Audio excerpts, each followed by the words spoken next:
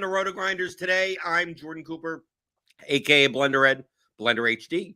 If you follow me on Twitter, and it's Thursday, September 21st, and we'll be talking about tonight's Thursday night showdown NFL contest on DraftKings. Niners versus Giants, as well as some of the MLB slate tonight. MLB's still going on. We still got about a week and a half left. Hit that thumb button on your way in the door. Give me those thumbs. You know I like those. Hit the like button. Hit the subscribe button. Hit the notification bell to know when we go live. Join with me all the way from the depths of Saskatchewan, Canada. It's TJ ZWARYCH.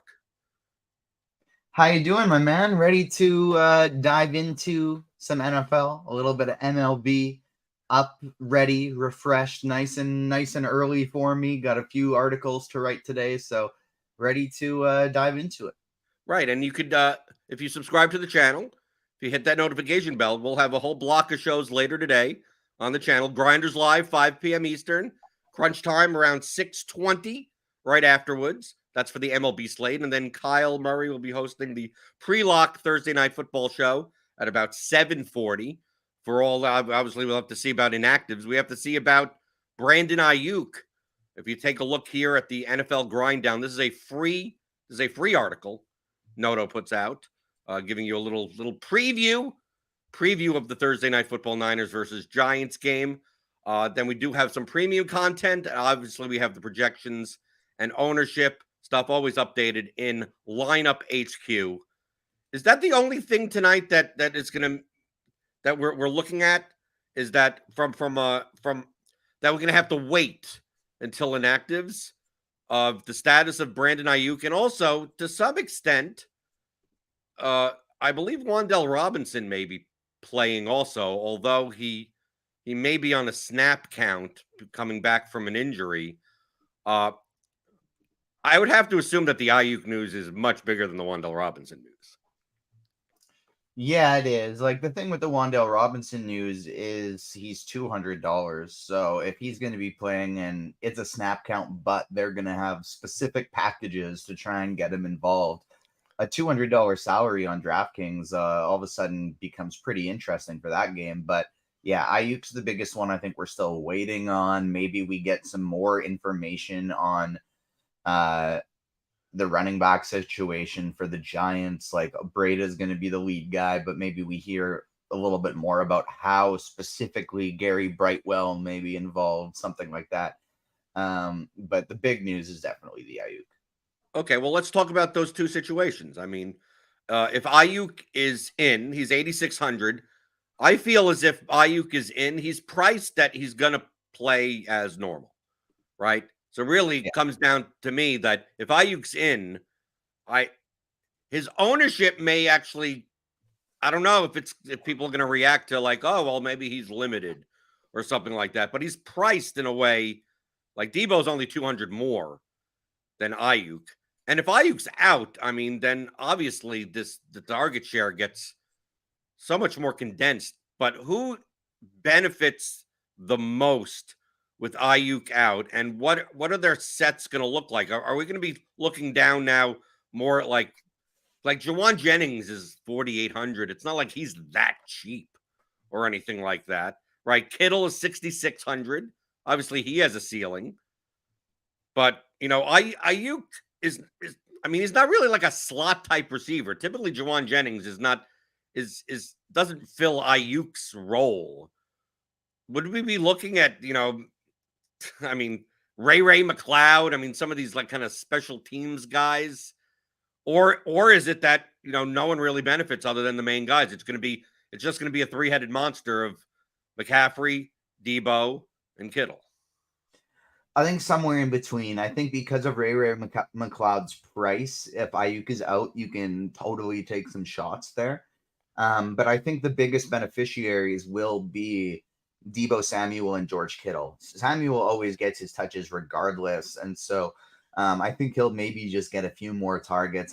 But I do honestly think the biggest beneficiary is going to be George Kittle in that passing offense, starting to get a few more targets, and then Christian McCaffrey just getting more touches in the offense as well. Maybe more checkdowns. Maybe they're running the ball more. Maybe they would throw more 2 tight end sets out there because they don't have because they don't have Brandon Ayuk, and then it's Ross Dwelly or whoever getting in there and getting more touches for more, maybe not touches, but more snaps for San Fran today. For what it's worth, my lean is Ayuk actually plays. He got hurt last game. He came back and finished the game. If stupid Brock Purdy hadn't overthrown him by a couple feet and he would have got his 40-yard touchdown, then I would have had about a 5-figure day last Sunday. But that's all right. Still profitable. I actually do think Ayuk is going to play. Do you think that his ownership is going to come down, or would you consider him, if he plays, that you just project him as is, or do you think it'll be the type of thing where it's a short week, obviously, and they may not play Ayuk the full complement of snaps? And I say the same thing with Christian McCaffrey. He's 13-2 on DraftKings. He's going to be one of, if not the most popular players on the slate because of his, his mean projection is the highest by far. His ceiling is high. Is this going to be the type of thing where, I know we didn't see Elijah Mitchell much, if at all. McCaffrey was playing nearly every snap.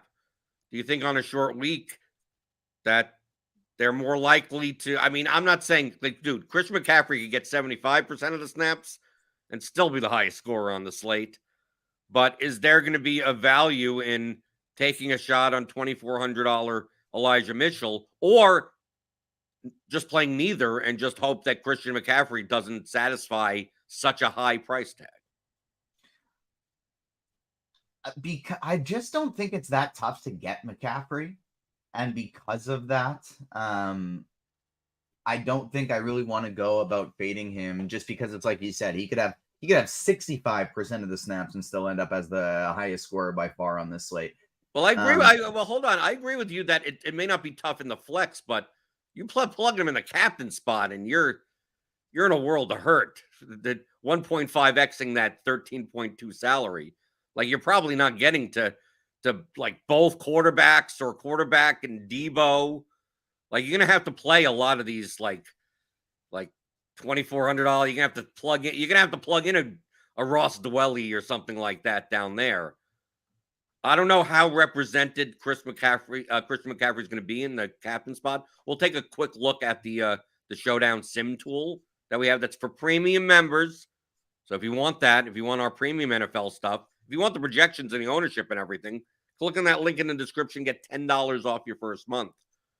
But I just my sense on this slate is that McCaffrey's price tag is so high that if you play him in the captain, like, he almost must be by far the top scorer on the slate, unless two of these cheap guys like happen to score 8 to 10 points. That I'm much more likely to. I'm not saying that I'm going to play like Elijah Mitchell, but I think non-Christian McCaffrey lineups in the large field contests are going to be a little less duplicated. Yeah, I think that's absolutely going to be the case in terms of less duplicated for sure, because I honestly don't think it's going to be all that tough to get him there. And I think that'll be the case for the field too. And so one of my favorite builds I've kind of looked at early is a San Francisco onslaught type build, where it's like, if I'm playing McCaffrey in the captain position, I'm building my lineup to reflect a game theory that really makes sense for McCaffrey there. And so 49ers D, Purdy, I like mixing Elijah Mitchell there too, because kind of like looking at this from a mindset of how you talked about it early, like, he played nearly 100%, if not 100% of the snaps last week. And then you look at this from a sense of no Saquon Barkley. The 49ers are 10.5 point favorites in this game. They're up 28 points by the end of the third quarter, and then Elijah Mitchell just runs the ball 10 times in the fourth quarter. And that's kind of a style I like looking at here, because I don't think the Giants have just looked so terrible. Yeah, they had their big comeback last week, but it was the Cardinals. The Cardinals are terrible. And so now they don't have Saquon Barkley. I really like the idea of pairing McCaffrey at that captain spot with the 49ers defense, and then seeing where I go from there. Yeah, that seems popular, though. I'm looking at it go, oh, that's going to be quite popular. And yes, Travis Meyer in chat, we do have ownership that will be generated later today. Of course, the early projections here don't have projected ownership. I think our Sims actually do for the first run, but that also gets updated multiple times throughout the day. They do have it in the in the blitz right now for what it's worth as well. And like, yeah, McCaffrey is looking like by far the highest owned captain. And so that's why, like, at 26% right now, early in the day, nobody else is higher than 10.5. And so with that, that's why I like the idea of like pairing Elijah Mitchell with him. Elijah Mitchell is projected for, now this will change, this will adjust throughout the day, but yeah, he's not going to be 0.545%. Yeah, but it'll probably be 3%. And like maybe after a week where maybe a little higher, maybe, but like after a week where he literally didn't see the field, I think that's going to lower his ownership a little bit. And then, like you said earlier, it's a short week. He could end up getting those touches. So I love a little McCaffrey Mitchell 49ers defense stack on this slate. And then if I am going to try and do something a little bit different than that in large field tournaments, McCaffrey in the flex is still highly owned, but nowhere nearly as egregious as I think he is in the captain position. He's pretty close to the same as Debo. He's not much higher than Purdy. And so I do think maybe going elsewhere in a single entry tournament that still has a pretty large field where I'm trying to get a little bit different. If I was doing a cash game, it's McCaffrey, but anything else, I do like the idea of throwing him in the flex position. I probably don't fade him unless it's an MME lineup that I'm going, yes, I'm projecting him to get hurt in this lineup, and so is all Elijah Mitchell. Right, and that's what I focus on. I focus on large field stuff, Yeah. right? The Jerome Ford lineups, right? Those types of lineups. Yeah. Nbot in chat, in the YouTube chat, says if Wandell plays, him and McCaffrey combos will be insane. I'm not convinced of that either. I'm not sure Wandell Robinson, even if he's active, plays. I mean, maybe it's possible. What do you think the probability, DJ, is? Wandell Robinson, number one, is active, right? He has to be active first, right? Plays a full complement of snaps or plays like 10 snaps. And remember, Wandell Robinson is not like one of these like burner outside wide receiver types. He's going to get he's going to be a slot receiver. So I never mind like the 10 snap people that like, okay, you can catch like a 60-yard touchdown. Like Wandell would have to do it by catching like a 6-yard pass and then running it the rest of the way. In the way that, I mean, yeah, sure, Wandell Robinson can do that. But how popular do you think he's going to be if most people are going to project him at like maybe 15 to 20 snaps, maybe? Unless you think he's just going to walk in and just go, this Giants receiving core is just a bunch of creative players practically. I mean, we know their names, but it's kind of just like a mess. I think it's SHOWDOWN that makes it good because there are a lot more combinations. Just that figuring out which ones to play is the issue here. Yeah, I don't think he's going to be all that highly owned because he, like you said, he's likely going to be in a snap count. It's probably going to be 20-ish, maybe 10 to 20. The reason is if he's not very popular, I don't really care. Is just because like a $200, all I need is a catch. Like it doesn't even really have to be a long touchdown. Like you just give me one reception for 12 yards. And as long as I'm using the rest of my salary, well, that might do enough for me today if I get to play Purdy and Samuel and McCaffrey all in a lineup. And those are the guys that do it today. And so that's so you're duping me. Did so much dupage. How I like to go about things, though, is I have my one lineup that's like one way of getting different. Maybe there's going to be a few other guys in the large field stuff that have the same, but in small field stuff, I'm likely going to be unique. And then in the large field stuff, it's just like, well, maybe it gets there anyways. This is my lineup where I'm looking to make sure I'm hopefully making some money, not cash, because I don't really like playing cash, but a single entry style lineup. And then I'll do about 10 to 20 where I build them contrarian and pretty much just throw them in the largest field contest and nothing else. But like even last week, my one main lineup for this last Browns game, unfortunately, it had Chubb at the captain, and that was why I didn't make a ton of money. But it had Ford, it had the Browns defense, and so I was still able to like triple up on it because I just had my one guy, Jerome Ford, who was 3% owned. And that's kind of how I like to do it. I don't need to get totally different. I just get my one guy in there who's low owned in my main lineup, and then the other ones I differentiate. As long as I'm telling a story with my showdown lineups, as long as I say, like, if the game goes this way, this is the lineup that should do well. That's my primary focus. Right, and that's a good single entry, smaller field focus. Large field stuff, I mean, my people, I mean, in the RotoGrinders Discord, someone asked yesterday, and you can join us there, rotogrinders.com/Discord. Asked, like, what makes for a good showdown lineup? And I said, in large field, said, this is what you do. Okay, so listen to me. Here's the secret. Building good large field showdown lineups. Okay, build yourself a lineup. If you like it and it makes sense, throw it out. Okay, that's the first rule. Then build another lineup that is right on the line. You're not even that sure. You're really not sure whether or not you're just literally flushing money down the toilet. Like your entry fee, it's like $15, $18. Like, I'm not sure. I might as well just take a $20 bill and just flush it right down the toilet. If that's what your lineup makes you feel like, probably a good lineup. Right?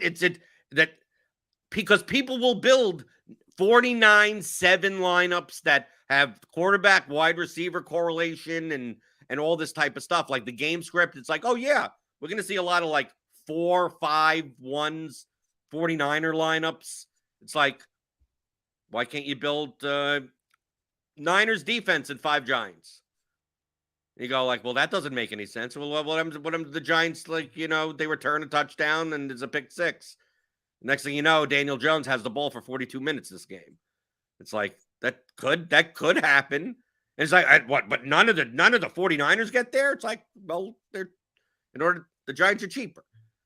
So maybe they're concentrated. Like you look at these lineups and you go, well, this doesn't make any sense. And it also means that less people will play those types of lineups. I'm not saying to go down to the bottom and say, I'm going to captain Ross Dwelly, and then I'm going to leave for like 34,000 on the table. Like, you don't have to play those lineups.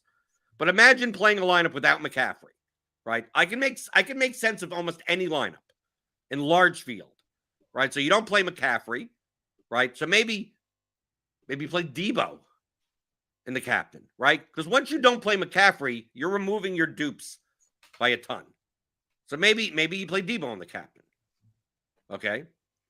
And you don't play Purdy in the flex, because a lot of people will play Debo in the captain with Purdy in the flex because, well, Debo's going to catch a touchdown, right, from Purdy. Debo also gets these like reverses and everything. He can rush touchdowns in also. So maybe Daniel Jones, who has to come back and he has a lot of rushing equity, maybe Daniel Jones runs 2 touchdowns in today, right? So you can play Daniel Jones, right? Then you go to wide receiver and you go, okay, well, Debo scored, right? Maybe Kittle also scored a passing touchdown, right? Because it doesn't matter if Ayuk's in or out. And you go, okay, I'm going to play Kittle and Samuel. You have 66, 67 remaining average salary, right? You could go through. You play Breida. Maybe he's going to catch some checkdowns. Maybe you don't play any of the wide receivers. Maybe you don't play any of the wide receivers for the Giants. Maybe you play the kicker. Maybe you play Jake Moody, the kicker, right, for the 49ers. And you have $8,800 left. Well, maybe play one of the receivers. But instead of playing Slayton or Hodgins, you play Paris Campbell, right? You've left, like, what, $4,400 on the table. This lineup isn't like doesn't. I mean, TJ, this lineup isn't like a nutso lineup, but I'm pretty sure that this lineup is going to be duped under 5 times in Showdown, and it's still contained. You're not going down and taking people that only play 2 snaps. And you could do this for any. I mean, like, dude, you could do this for. I mean, dude, you could make 7 million combinations. Not maybe, obviously, not that many in Showdown. So this is TJ. I understand your approach, and it makes sense in smaller field contests. But you see how I think. I think in terms of I'm going to lose 98% of the time, right? And the 2% of the time that I do cash, I'm hoping that it's way, way, way at the top, and it's not sharing my money with as many other people. So when I win, like I've won showdowns before, and typically my showdown wins are 20,000, 50,000 plus. But when I don't win showdown, I'm losing like half of my money, like every slate doing so. Yeah, that's like I don't think you have to get that crazy different to not be duped. Like, I just don't think people are that good at it. To be perfectly frank, where it's like, I think you can still, even in the large field stuff, I think there are ways to do McCaffrey if you want to do McCaffrey. Oh, there are ways. Yeah. I'm just saying that there are less ways. Less ways, 100%. Right. 100%. Of course, you can find a unique lineup or a less dupe lineup with any player, even McCaffrey a captain. Just requires you to get even more weird everywhere else. To me, the easiest way to reduce your dupes is to not play McCaffrey. That is 100%. Agreed. Yeah, agreed there 100%. I think my favorite way to do it today will be pairing McCaffrey with Elijah Mitchell. Jimmy James in the chat says if you're not going to play C-Mac, maybe play the Giants defense. You could do that. You play Giants defense and captain with 5 49ers. I mean, like, sometimes that dude, weird lineup. Steelers last week. Like, literally, the Steelers defense put in 2 touchdowns. If everyone else on your team is a Brown other than Pickens, you're perfect. Right. So think outside of the box when it comes to showdown. So let's make sense of this. 49ers defense with McCaffrey and Mitchell might be one of my favorite builds too. 49ers defense at the captain, both running backs. People going to play for that game script. I mean, it's the most probable outcome. You're Mr. Most Probable, TJ. Is that yeah, but when you're playing a captain at only 5%, you only have to find one other way to get different. Yeah, but in large field, there's a lot of lineups. 5% of lineups is like 5,000 lineups. Yeah, but that's not that hard to. But almost like half of those 5,000 lineups are going to be built the same way. So you find one other player with a 5% or less type of ownership projection on your team. Like, and who's that going to be? Who's that guy? Times. Is it Ray McLeod? We'll see. I think it'll depend on the ownership. I think it would be somebody like Ross Dwelly. You get that backup tight end in there. You're planning for a lot of running anyways. He happens to catch one of the play action touchdowns because you're in that jumbo set lineup build anyway. I think that would be the way I'd go about it. So what are you making sense of the Giants? Just everyone on the Giants. I mean, all the running backs and the receivers. I mean, like, Breida obviously is going to be the lead back, but I mean, I don't know by how much. I mean, they have Brightwell, but he's priced up at $5K. So you're not like getting a discount on Brightwell. And then you have Eric Gray, who's, I mean, I believe is a rookie. I mean, more likely than, I mean, Gary Brightwell, from what I gather, is not like a receiving back, really. Like, it seems like Gary Brightwell comes in more to rush the ball. Yeah. Breida is more likely to catch the ball. Do you think that, I mean, Eric Gray, I think, is playing special teams for the Giants? I mean, what is your prognosis here on these running backs? And is Eric Gray worth taking a shot on in case the backfield doesn't work out the way we think it does? And then to me, the Giants wide receiver that's the most appealing is Darius Slayton, only because he doesn't need many catches to get there because he could score in a 60-yard touchdown. A lot of these other guys, need volume more to do that. 100%. Darius Slayton would for surely be the one I'd be most confident in rostering. Isaiah Hodgins probably number 2. Wan'Dale Robinson if he plays number 3, just because of that price tag. But I truly like, and I guess I think this is where I kind of how I build my showdown lineups a little bit too. It's like when I'm wrong, it's often just because like what I thought was going to happen is wrong. And sometimes what I think is going to happen is similar to the spread like it is today. Sometimes it's just 100% totally different. But I really don't think the Giants score more than maximum 2 touchdowns today. And so most of the lineups I build will have a maximum of 2 Giants or 1 Giant. And then what I will do is I'll have one of my lineups, Daniel Jones at the MVP with Breda and Hodgins and Slayton. Maybe a Slayton MVP, maybe like depending on who the lowest owned of that crew is. Right now we got Slayton at 5%, we got Hodgins at 1%. So maybe I make a Hodgins MVP team with Daniel Jones with Matt Breda. But I definitely think like my main lineup today is going to be like, I think I'm going to have no more than a maximum of 2 Giants on it. Mr. Most Probable. Which is fine. You can still play chalky lineups and get slightly different. But we're going to quickly look at the Showdown sim tool that Jamino has up here for premium members. Obviously, this will change throughout the course of the day as projections change and, we see who's in and who's out. But, it shows the more likely scenarios, right, on what the optimal or winning GPP lineups in large field look like. And compared to the ownership. So, like, if we just go down without looking at this yet, I got to imagine that like the best leverage is going to be like at the captain position is either going to be Breda or Waller. That's what I'm guessing, because these 2 guys, those are looking like my favorite contrarian tournament captain options right now. They're low.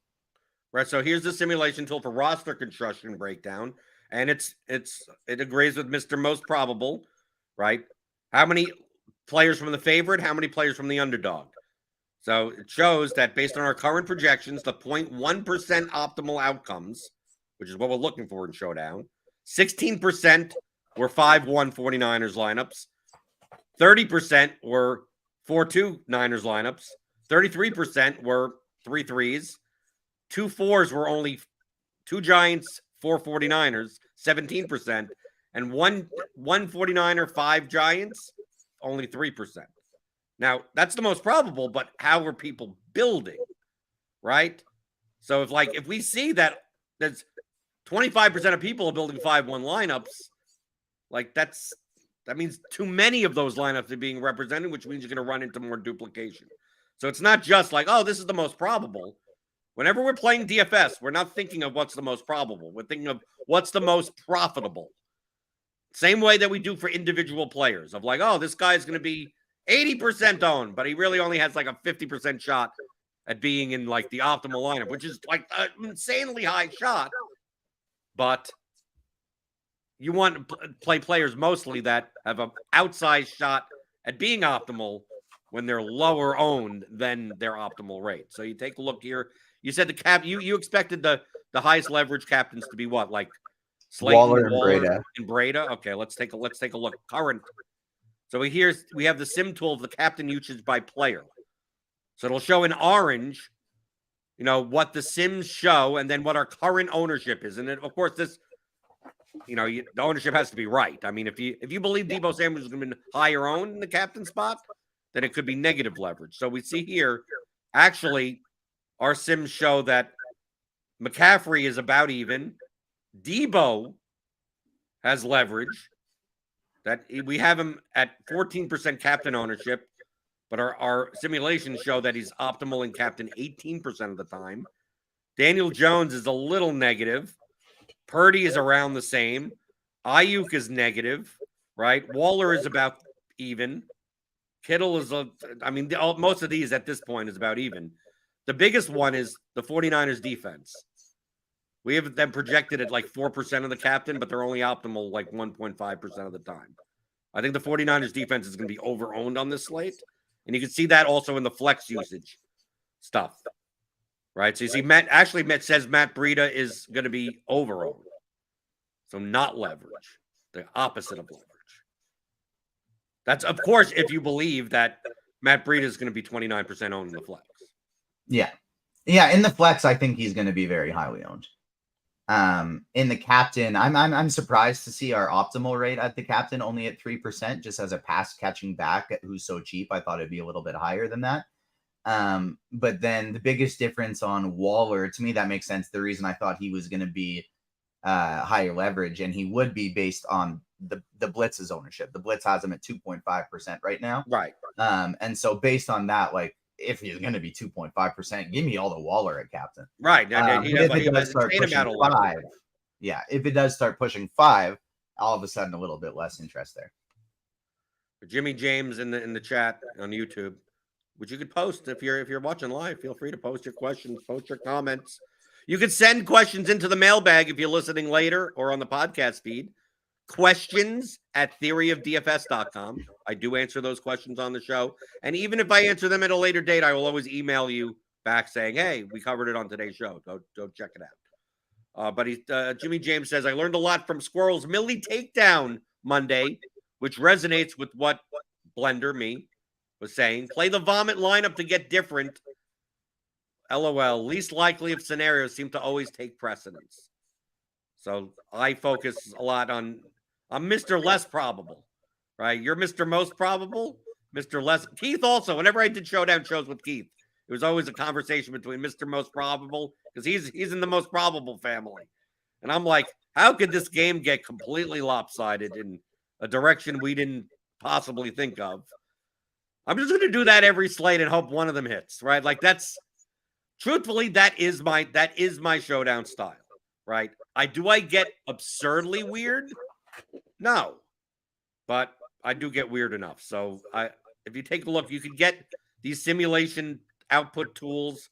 If you're a RotoGrinders premium member, you could discuss them in our Discord, rotogrinders.com/premium. Click on that link in the description, get $10 off your first month. Do you have any props or pick them for tonight's game? I'm going to be writing up. I want to go back to Squirrel's lineup quick and kind of analyze it though, because I feel like it's the perfect combination of the things that we were saying throughout the course of this. You find your ways to get totally off the board, and Miles Sanders was 80% owned. What's your easiest way to not get duped? It's you don't play Miles Sanders. You take him out, you throw him out of there. You actually play the negative correlated and you play Chuba Hubbard, right? Exactly. And so he threw in Chuba Hubbard, who's the next highest owned player on the slate, Nick Chubb. So you play his backup too. You play Jerome Ford. And then at that point you could practically play just all the best plays. And every other part of that lineup was perfectly correlated. He had a pass catching running back who makes sense to pair with his quarterback, Bryce Young, without Miles Sanders. Adam Thielen, the number 1 receiver. Hayden Hurst, his number 1 tight end. The 2 of the top receiving threats for New Orleans, Shaheed and Olave. And then you have George Pickens as the one guy to run back with Jerome Ford. And it's a perfectly correlated lineup while also getting totally different off the board by just omitting those 2 highest owned plays, making sure you're still telling a story. It's just a different story than what everybody else is telling. Right. Mr. Less Probable. Yeah. And so to me and Squirrel are the less probable people. You're trying to put the most probable on me, and that's not the thing that I'm trying to convey here. It has nothing to do with that. It has to do with making sure your story is being told. Find a less probable story. But make sure it still makes sense in that game. If you're playing, I think this game is going to be chaos. Well, make sure your lineup represents that chaos. Is kind of it's less of a, I think this, you think this. It's like I agree with you're thinking this, but I just like making sure that it also kind of tells a bit of a game script story. So no props and pick 'em? Yes, I got props and pick 'em too. I forgot. I went on my tangent. I had my long tangent. And I then don't know if forgot you'll agree with me. I've already taken. I don't know what the number is now, but I have McCaffrey's under rushing yards on both Prize Picks and Underdog. Underdog, it was at 80.5, and Prize Picks it was 79.5. I believe it's 74 in the blitz, and that's with a very a higher snap share. That's with his current with his. If you go in the past 2 games, that's within like an insanely high snap share. So like I looked at like the under, even with a high snap share, like it was still under 79, under 80. And in So case he doesn't get a full snap share, I mean, to me, it's like free yardage. right now on I'm looking at Underdog, and so yeah, I do have a pick'em article coming out later today for my favorite plays on Prize Picks. That's basically exactly what I do. I mix in what I do think is going to happen in this game with the plays that have the RotoGrinders and Blitz projections agreeing with one of the sides, higher or lower, mixed in with what I think. I think I'll probably leave the McCaffrey one personally. I'm going to be writing that as soon as we're done here, so that'll be coming out in probably about an hour or two. But McCaffrey right now on Underdog, I don't have Prize Picks up quite yet, but on Underdog he's at 78.5. Okay, so it's come down. It's a market agreement. That's always nice to see for me. The Blitz currently has him projected at 83 rushing yards, and the RG projections at 82. So I'm probably just going to leave that off completely. But I do think that play makes sense it's a short week. They're massive favorites. And he just played 100% of the snaps in the game before. Right. I just consider it free yardage. Even if he projects for then the way that the rushing distributions work, it wouldn't really cut the cake on Underdog and Prize Picks, right? Yeah. Right there, it's at the line. But if once you put him down to like an 80% snap share, at 75% snap share, like those numbers start coming down pretty quickly enough. So I'm more likely, especially in NFL markets for Prize Picks and Underdog. I value getting in early over getting in at the best number, right? Because the numbers move too quickly. That like once Saturday comes around, like Sunday Prize Picks and Underdog, like trust me, there's nothing there. Like everything has moved efficiently. So I'd much rather say sometimes I get things wrong. Sometimes I'll take an over because I think it's significantly over, and then usage adjustments come in. Someone's in, someone's out, something happens, and next thing you know, all the value, like now the over is kind of like a break-even play, or even slightly negative EV. It's like, yeah, that'll happen once out of every 9 or 10 times. But the other 8 or 9 times, I'm getting by Sunday, I have like 17 yards CLV. I have like insane amounts of value and on what it's moved. So like me, I'm much more like I got the McCaffrey number at like on Monday. Yeah. Right. So like I'm like, I hope it moves in my favor. If it doesn't, oh well. But there are some that last year I was catching some receiving props unders 30. I mean, they'd move 30 yards. I mean, they put up such a number that was so high, and I'm like this can't be right, right? And you take it, and then if you're not right, next thing you know, it's like you're getting a practically like a minus 220 to minus 250 type of prop when you're getting paid like minus 120 on Prize Picks and Underdog. So I don't know about you. I value, like, I'll look at the early projections knowing that they're going to be adjusted, but I hit enough of them where those are the right numbers, and then you see all that movement, and to me, that's where all the value is in NFL, especially. I got a lot of early value before all the movement on A.J. Dillon last week before Aaron Jones was rolled out, and none of it came through because he was terrible anyways. But yeah, I agree with you 100%. I think that makes sense. I'm curious if you have this pick paired with the McCaffrey under, because I think it correlates really well, and I do like this line as well. 14.5 rushing yards going over for Deebo Samuel. because that correlates perfectly well with the under for McCaffrey, but also 14.5 for Debo. One, I love a line that the player could easily break on one play.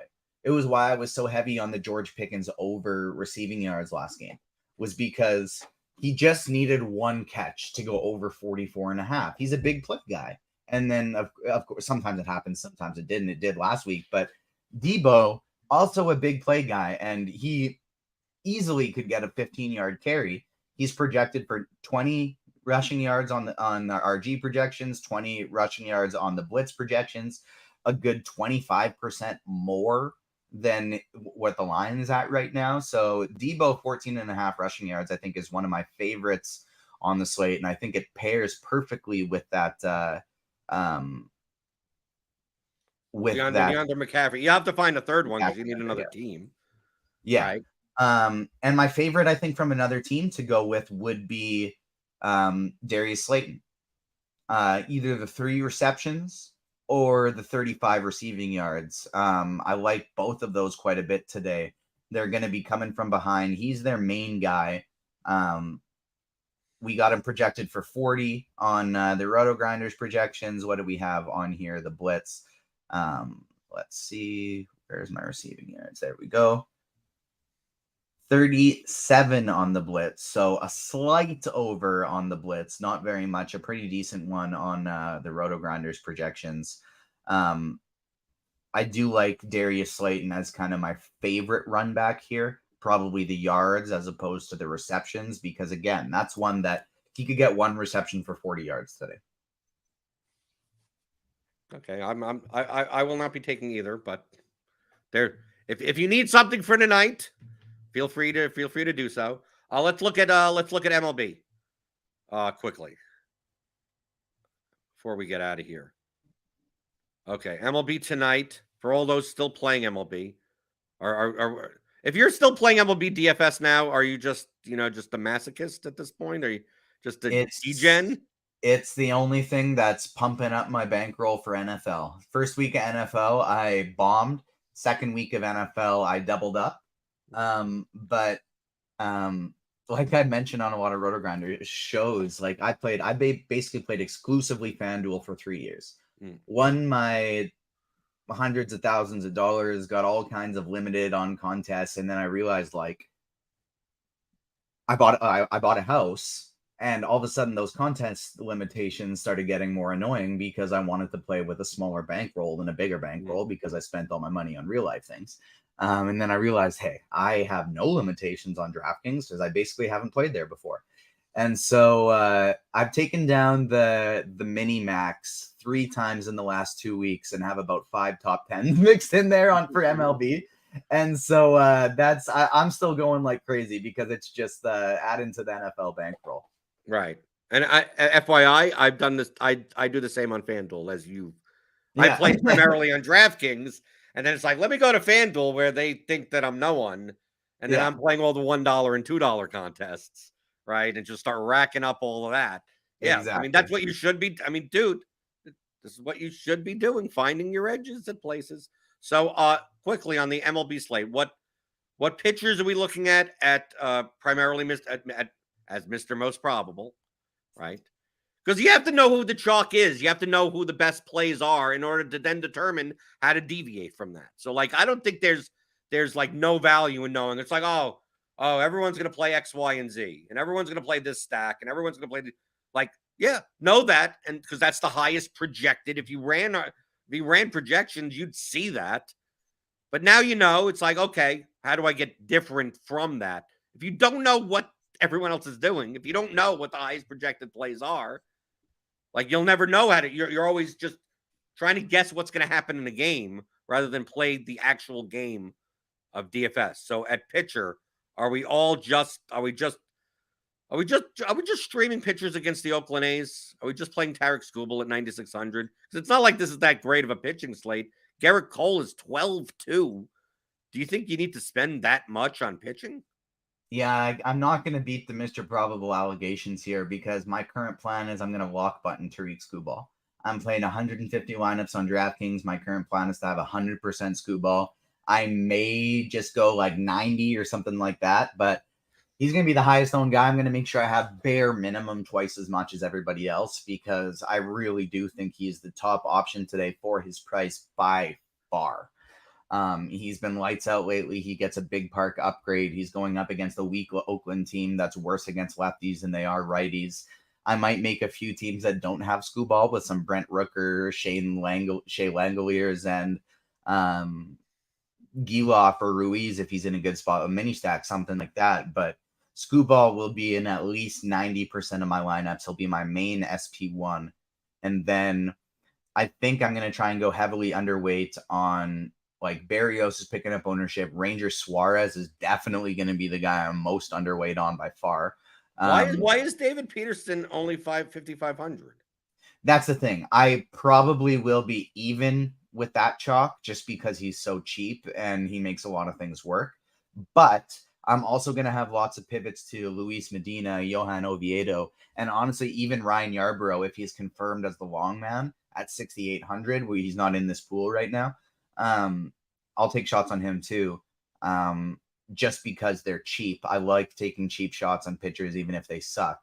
And so I'm going to have close to 100% Skubal. I'll try and get probably double on Grayson Rodriguez, Johan Oviedo, Luis Medina. I'll be underweight on Ranger Suarez. I'll be probably even with David Peterson, and I think I'll be full fading Garrett Cole, Max Fried. Okay, how about stacks wise? What are we looking at for the offenses? So Atlanta is the clear 1A today, and that's why I like taking some shots on cheapies not named David Peterson, just because that'll be a contrarian way of making an Atlanta stack work. But Atlanta's the clear top team. They're going to be one of the highest owned if people can make it work. My favorite pivots off of them are going to I'm just like, I did the morning grind last night with Stevie, so it's my first time seeing the actual ownerships of the team. But Baltimore's picking up a fair amount of ownership. We got the Dodgers picking up a fair amount of ownership.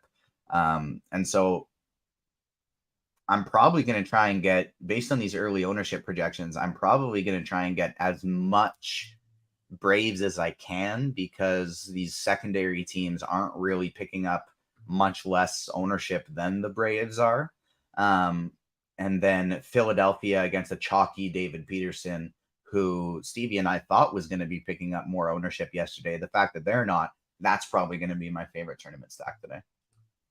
How about over on Prize Picks and Underdog for MLB today? Because I already have, I just like I said about NFL, I get a lot of stuff. What I do is you have the plate IQ and the bat projections.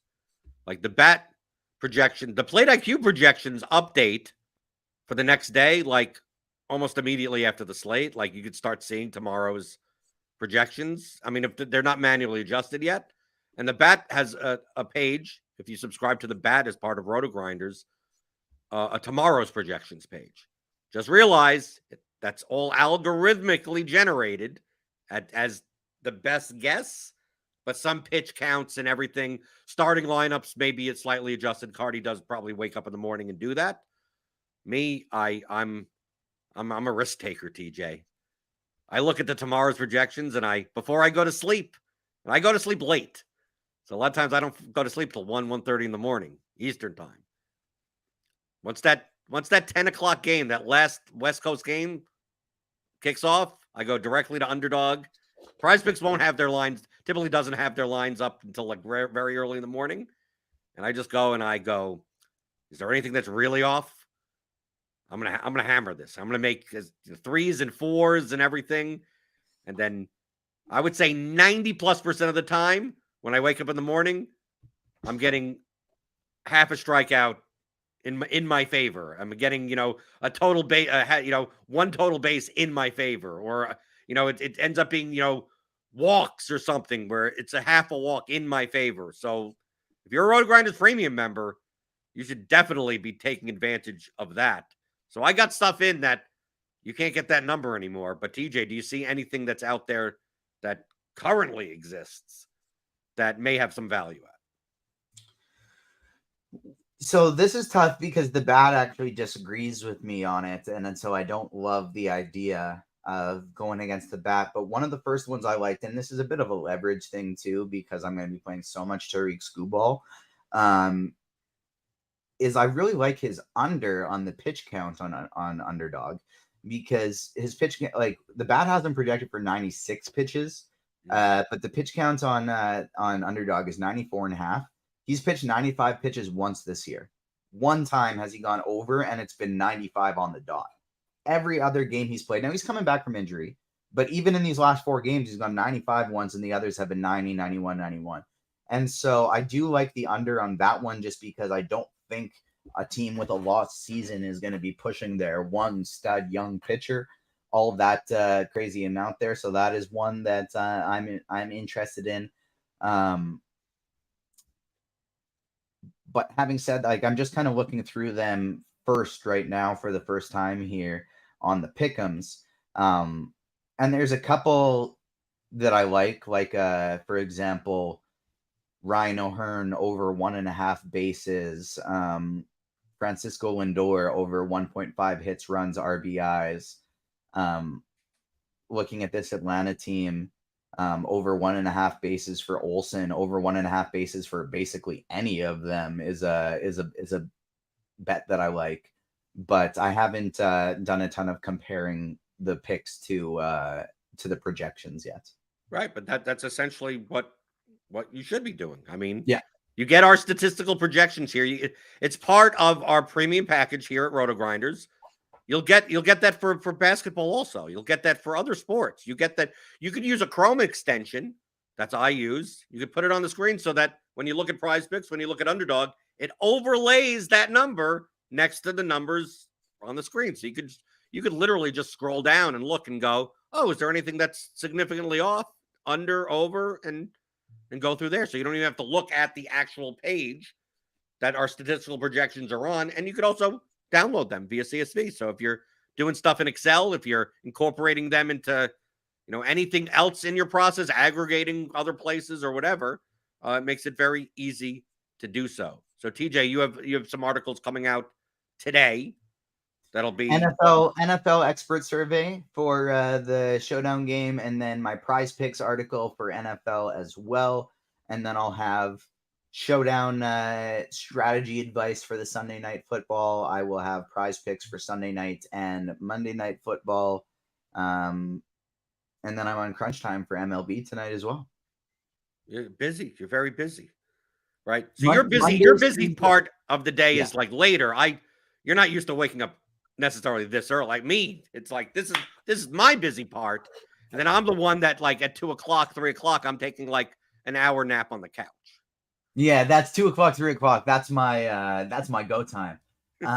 But it wasn't too bad. I set my alarm for 8 a.m. this morning, and I was ready to go. It took me about 15 minutes to wake myself up, but then I was all right, rearing to go. Okay, so you could follow TJ on Twitter if you want his toy takes and his Ahoska. I can never pronounce that. Wait, is that Ahoska? Is that how you pronounce the Star Wars? Ahsoka. Okay. Ahsoka. Right. Yeah. So you can find me on Twitter, TJ_ZWARYCH5, or you can follow the Agents of Fandom, where I talk about TV, movies, video games. Right now I'm reviewing the new Ahsoka series, but we have reviews for all the new movies coming out. We had people at the Toronto International Film Festival, and we're going to have some people at the New York Film Festival. So lots of reviews on new movies coming out. Only Murders in the Buildings. We got weekly reviews coming for right now as well. I'm going to be streaming the new Spider-Man game when it comes out. So lots of fun stuff going on over there. And I basically exclusively talk about sports betting, fantasy sports, movies, and television. That's my entire Twitter feed. Right. And I don't want to make fun of the movies and TV stuff, because it's very similar to professional wrestling, and that's another thing we cover. We got lots of interviews with AEW wrestlers on our YouTube feed. They're at those comic. I mean, it's a very similar audience. Yeah, so those conventions typically have some wrestling. Big Venn diagram overlap of comic book fans and professional wrestling fans. Yeah, there's a bunch of professional wrestlers that have like vlogs where They do toy hunts, and they do comic book stuff and toy action figures and everything. Of course, our parents would look at us and go, you guys are still into that past like 8 years old? And then you realize that like the video game industry is like 10 times bigger than the entire TV and film industry like combined. And it's like, no, this is actually a thing. Like imagine telling your parents that you could make you could become a professional video game player and make millions of dollars. That's the thing, right? It's like I know I'm going to be playing this Spider-Man 2 game from like the second it comes out till the second I finish it anyways, so might as well be productive, and I'm going to put a camera on myself so people can watch me play and talk about it. And now I'm working. Okay, so send in your questions. If you're not here live, hit that thumbs up button. If you are here, theoryofdfs.com, questions at theoryofdfs.com for your mailbag questions. You'll see TJ later today. You'll see Grinders Live. You'll see the post-lock show. Hit that notification bell. You'll always know when you get the shows here on the RotoGrinders YouTube channel. But when I'm here, right, we'll have Score Patrol. Score Patrol's on tomorrow. We're doing DFS strategy for the week 3 main slate. But I'm here Monday through Friday, 11 o'clock Eastern, to get you all in the mood for some DFS props and pick 'em on RotoGrinders Today.